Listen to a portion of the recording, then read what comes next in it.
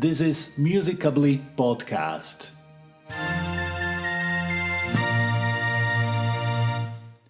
Welcome to the second episode of the Musicably podcast. Last week we talked about musical malnutrition, the idea that we are gorging on digital ear candy while our social and biological selves are actually starving. Today, I want to take you to a place called the Divje Babe Cave. It's a jagged limestone opening high in the mountains of Slovenia in southern Europe. In the mid-90s, archaeologists digging through the frozen dirt found something that changed human history. It was a fragment of a cave bear's thigh bone. At first glance, it looked like a bit of ancient trash, but when they cleaned it, they found 4 precisely placed circular holes. For years, the experts tried to dismiss it. They said, it's just a bone chewed by a hyena.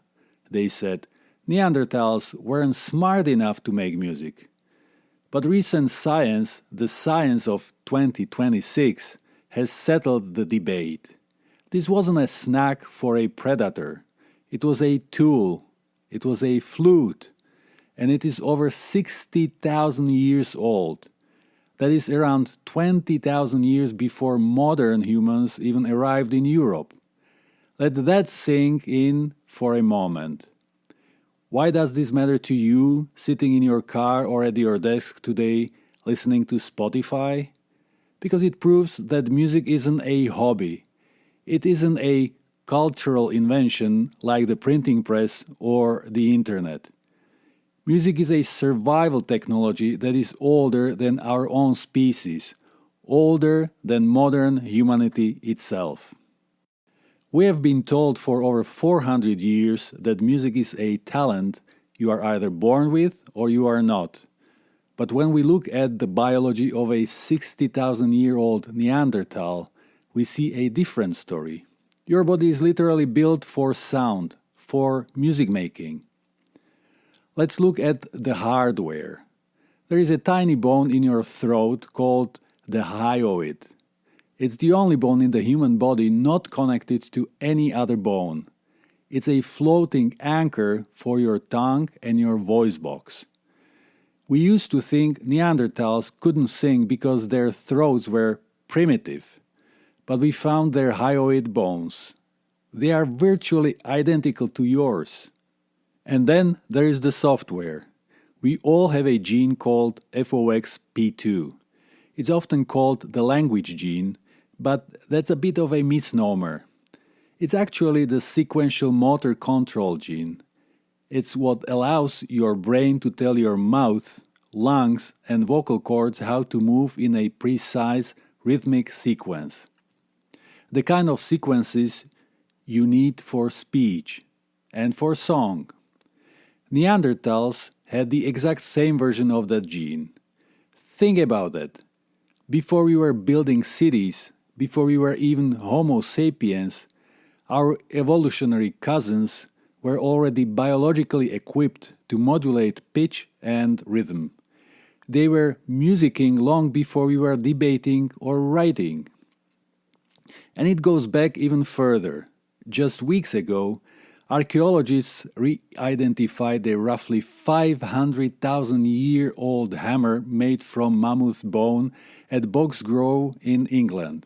It shows sophisticated planning, material knowledge and skill transmission, the same cognitive capacities required for music making. Our ancestors may have been musical for 500,000 years. That is what I mean when I say music is a birthright.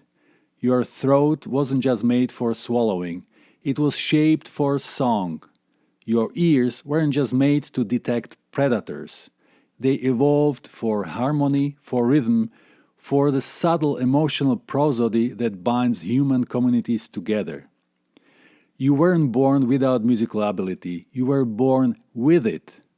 You were just taught to believe otherwise. Now, there is a very famous Harvard professor named Steven Pinker. Back in the 90s, he wrote a book that made a lot of musicologists myself included, very frustrated. He called music auditory cheesecake. He argued that music was just a useless evolutionary accident. He said we evolved language to survive, and music just piggybacked on those systems because it felt good, just like we evolved to seek out nutrients, and cheesecake just hacks those cravings. According to Pinker, music is biological junk food, pleasant but unnecessary.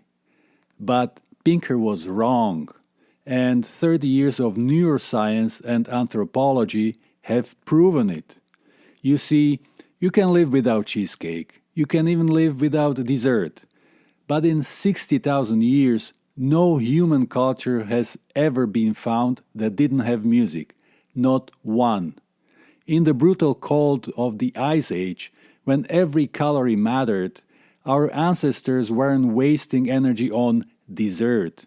They were making music because it was a biological necessity. Anthropologists like Stephen Mithen have a better theory. They call it the theory. Before we had specific words for I am hungry or the lion is coming, we communicated primarily through melodic, rhythmic, emotionally charged vocalizations. We used pitch, rhythm, and timbre to convey internal states to one another. We communicated through emotional prosody. Music wasn't the afterthought of language. Music was the foundation that language built upon. Your voice's ability to rise and fall in pitch, to speed up and slow down, to carry emotion beyond words, this isn't decoration. It's the original human communication technology. When you sing to your child, you are not doing something cute or optional. You are using the oldest language our species has, the language of melody and rhythm that predates words. Here is the most mind-blowing part about that 60,000-year-old bone flute. When musicologists analyzed the spacing of those holes, they found something startling. They weren't random. The spacing corresponds to the diatonic scale, the do, re, mi, fa, that we still use today. Think about the implications. Our modern musical system isn't just some arbitrary Western invention from the last few centuries. It's a resonance that was discovered by a sister species at least 60,000 years ago. It's a biological frequency that seems to be baked into the very structure of the hominid brain and vocal tract. When you sing a simple melody today, you aren't just participating in a culture. You are tapping into a vibrational heritage that has been echoing through caves and forests for over 60 millennia. You are not inventing something new. You are remembering something ancient. So, if music making is truly your birthright, hardwired into your biology and your genes, why do so many people now feel they can't sing or that they are not musical, untalented? Why does the thought of singing in front of others fill you with shame and anxiety? One big reason is that we have narrowed music into a performance commodity, something done by specialists for an audience, because you have been told that music is a performance for evaluation. But for the Neanderthal with the bone flute, music was an activity for the self and the tribe. It was how they regulated their fear. It was how they bonded with their children, how they synchronized with a group. It was how they stayed sane in a world that was trying to kill them. Music was survival. Music was connection. Music was sanity. We have established the hardware. We have seen the ancient evidence. But the question remains, why? Why did evolution go to all this trouble and invest it so heavily in musical capacity? Why did it shape our throats and wired our brains to be so sensitive to rhythm and pitch, and preserved these abilities across hundreds of thousands of years?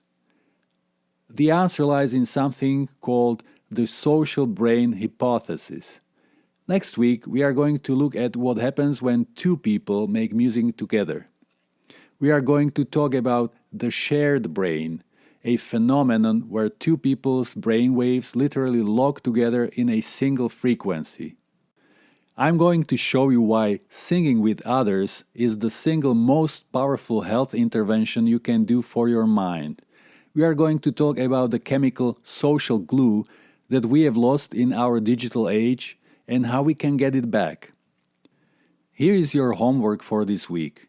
Find a physical object, a tabletop, a bone, a hollow tube. Tap a rhythm on it.